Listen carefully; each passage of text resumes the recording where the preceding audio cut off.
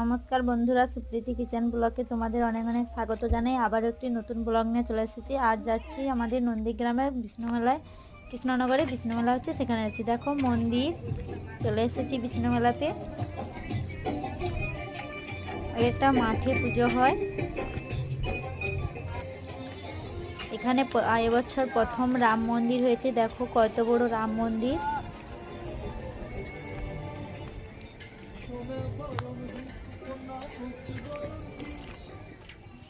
এখানে যারা মানসিক করে তারাই ঠাকুর দিয়ে যায়। দেখো ছোট ছোট বিষ্ণু ঠাকুর দিয়েছে, আর সাজানোর জন্য গণেশ ঠাকুর রেখেছে।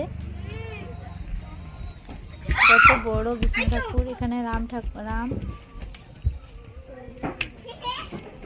দেখো ছোট ছোট লাইন দিয়ে কি সুন্দর বিষ্ণু ঠাকুর রেখেছে। দেখো যারা যেমন মানসিক করে তারা তেমনই দিয়ে।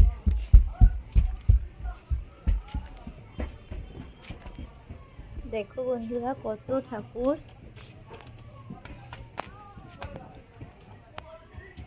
কত দূর দূরান্ত থেকে মানুষ দিয়ে যায় এখানে পুজো।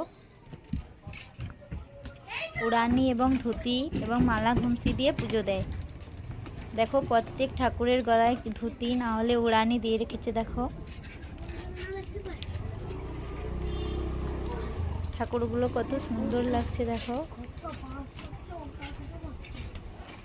প্রতি বছর ওখানে পুজো হয় এই সময়, বছরই পুজোর সময় এই ঠাকুরগুলো দিয়ে যায়।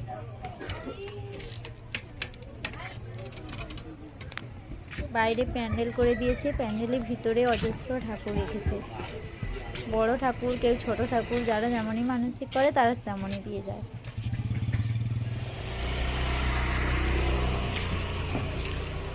এটা হচ্ছে পুরনো আদি মন্দির। দেখো বিষ্ণু দেবতা, এটা হলো পুরনো আদি মন্দির। এটা সব সময় থাকে, এখানে পুজো দেওয়া হয় সব সময়।